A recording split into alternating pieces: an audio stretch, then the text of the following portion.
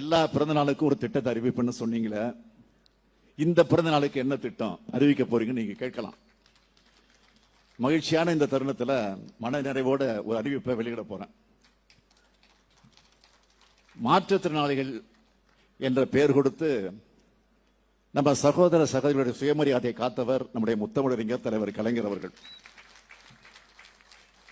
அவருடைய வழியில அந்த துறையை என்னுடைய பொறுப்புல வச்சுக்கிட்டு நிறைய திட்டங்களை தொடர்ந்து நிறைவேற்றிக்கிட்டு தொடர்ந்து செய்து கொண்டிருக்கிறோம். இன்னைக்கு கூட உட்கோட்ட அளவில் 9 மையங்கள், வட்டார அளவில் 38 மையங்கள்னு விழுதுகள் ஒருங்கிணைந்த சேவை மையத்தை திறந்து வச்சிருக்கிறேன். 4 விழுதுகள் ஒருங்கிணைந்த சேவை ஊர்திகளை துவக்கி வச்சிருக்கிறேன். இந்த வரிசையில் மாற்றுத்திறனாளி சகோதரர்கள் மற்றும் சகோதரிகளுக்கு அதிகாரத்தில் பங்களிக்க, அவங்களுடைய பிரதிநிதித்துவத்தை உறுதிப்படுத்த ஒரு அறிவிப்பை நான் வெளியிட போறேன். எல்லா உள்ளாட்சி அமைப்புகளையும் மாற்றுத்திறனாளிகளுக்கு என்று உரிய பிரதிநிதித்துவம் வழங்கப்படும்.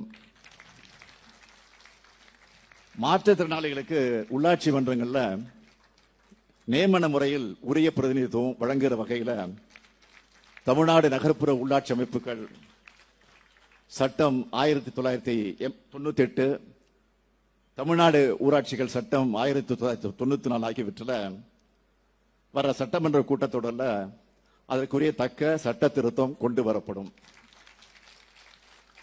இதன் மூலம் உள்ளாட்சி அமைப்புகளில் மாற்றுத்திறனாளிகள் இடம்பெறுவது உறுதி செய்யப்படும். அவங்களுடைய குரல் உள்ளாட்சி அமைப்புகளில் ஒலிக்கும். அதிலே முக்கியமா விளிம்பு நிலை மக்களான மாற்றுத்திறனாளிகள் அதிகாரம் பொருந்தி அவைகளில் இடம்பெறுவாங்க. பட்டியலின, பழங்குடியின, பிற்படுத்தப்பட்ட, மிகவும் பிற்படுத்தப்பட்ட சிறுபான்மையின மக்களும் அதேபோல பெண்களுக்கும் அனைத்து அதிகாரமும் கிடைக்கிற நோக்கத்தோடு உருவானதுதான் திராவிட இயக்கம். இந்த இயக்கத்தின் இலக்குகளை மெய்ப்பிக்கும் நம்மோட திராவிட மாடல் ஆட்சி தான் திருநர்களுக்கும் மாற்றுத்திறனாளிகளுக்கும் விளிம்பு நிலை மக்களுக்கும் அப்படிப்பட்ட வாய்ப்புகளை திறந்து விடுகிற அரசா இருக்கு என்பதன் அடையாளம் தான். மாற்றுத்திறனாளிகளுக்கு உள்ளாட்சி அமைப்புகளில் வழங்கக்கூடிய பிரதிநிதித்துவம் இதுதான் உண்மையான சமூக நீதி அரசு, பெரியார் அரசு. இது மாதிரியான திட்டங்கள் செயல்படுத்தக்கூடிய நேரத்திலே தான் நாம் ஆட்சி பொறுப்புக்கு வந்து நம்முடைய முற்போக்கான கொள்கைகளை செயல்படுத்துவதற்கான பலன் விளையுதுன்னு மகிழ்ச்சி அடைகிறேன்.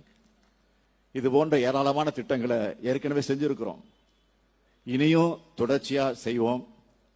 அப்படி தொண்டாற்றுவதுதான் எனது வாழ்நாள் கடமை என்று கூறி உங்களிடமிருந்து விடைபெறுகிறேன். நன்றி, வணக்கம்.